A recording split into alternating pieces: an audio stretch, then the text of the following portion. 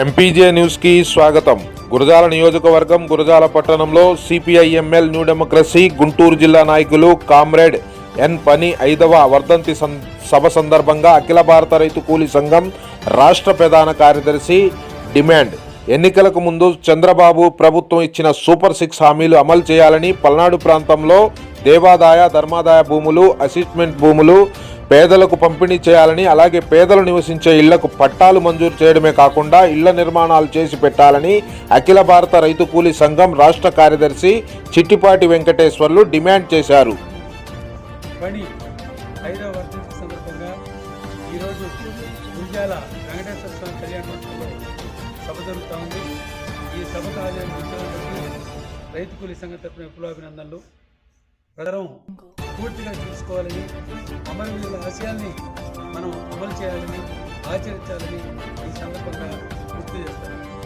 ముఖ్యంగా గురజాల చుట్టుపక్కల పల్నాడు జిల్లాలో దేవాదాయ ధర్మాదాయ భూములు 1000 ఎకరాల భూములు ఉన్నాయి. ఈ భూములన్నీ ఆసాము భూస్వామి చేతుల్లో ఉన్నాయి.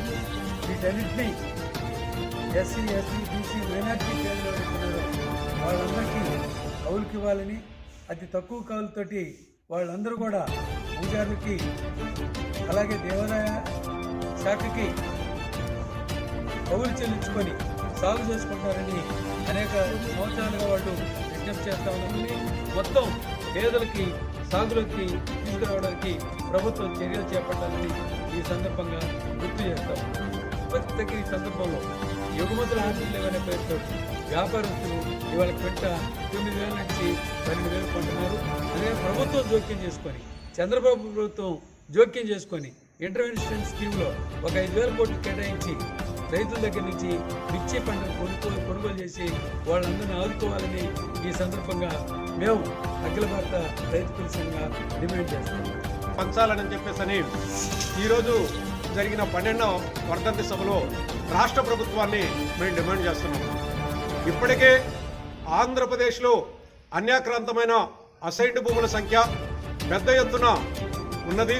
దీని మీద ఉమ్మడి ఆంధ్రప్రదేశ్లో రాజశేఖర రెడ్డి గారి ప్రభుత్వం కూడా అసైన్డ్ భూములను సర్వే చేసి ఆ అసైన్డ్ భూములను తిరిగి భూమిలేని నిరుపేదలకు పంచుతామని చెప్పేసి కోనేరు రంగారావు గారి అధ్యక్షతన భూ కమిటీ వేశారు. ఆ భూ కమిటీని దుంగలో దొక్కారు. ఇప్పటివరకు అసైన్డ్ భూములను మొత్తం కూడా పంపిణీ చేయకుండా ఒక నానుస్తున్న పరిస్థితి ఉన్నది. భారత రాజ్యాంగం, భూ చట్టాలు ఇవన్నీ మొత్తం కూడా పేదలకు అనుకూలంగా ఉన్నప్పటికీ, దళితులకు అనుకూలంగా ఉన్నప్పటికీ, ఎస్టీలకు అనుకూలంగా ఉన్నప్పటికీ, ఎవరైతే భూమి లేని పేదలు ఎవరైతే ఉన్నారో వాళ్ళకు అనుకూలంగా ఉన్నప్పటికీ వాటిని అమలు చేయకుండా ఇవాళ ఒక దగాకోరు పాలన అన్నది కేంద్ర రాష్ట్ర ప్రభుత్వాలు చేస్తున్న పరిస్థితి. అందుకని నేను చెప్పేసని ఈ దేశంలో ప్రధానమైన సమస్య భూమి సమస్య. అందుకే ఈ దేశంలో తెలంగాణ పోరాటం పెద్ద ఎత్తున జాగింది, నక్సల్బరి పోరాటం జాగింది, శ్రీకాకుళ సాయుధ రైతాంగ పోరాటం జాగింది, గోదావరిలో ప్రతిఘటన పోరాటం జాగింది. ఇది మొత్తం కూడా భూమి పంపిణీ సమస్య ప్రధానమైంది. ఈ భూమి పంపిణీ ఎవరికి జరగాలి? ఎవరైతే ఇవాళ ఉత్పత్తిదారులైనటువంటి, ఎవరైతే పంట పొలాల్లో పనులు చేస్తున్నారో, ఎవరైతే వ్యవసాయం చేస్తున్నారో, ఎవరైతే దుక్కులు దున్నుతున్నారో, ఎవరైతే మొక్కలు నాటుతున్నారో, ఎవరైతే శ్రమ చేస్తున్నారో వాళ్ళకి ఈ భూములు చెందాలని చెప్పేసి ఎప్పుడైతే పెద్ద ఎత్తున సాయుధ పోరాటం భారతదేశంలో ప్రారంభమైందో అప్పుడు ఈ భూములు పంచుతామని చెప్పేసి అనేక ప్రభుత్వాలు భారతదేశంలో తిష్టవేసినటువంటి, ఆంధ్రప్రదేశ్లో తిష్టవేసినటువంటి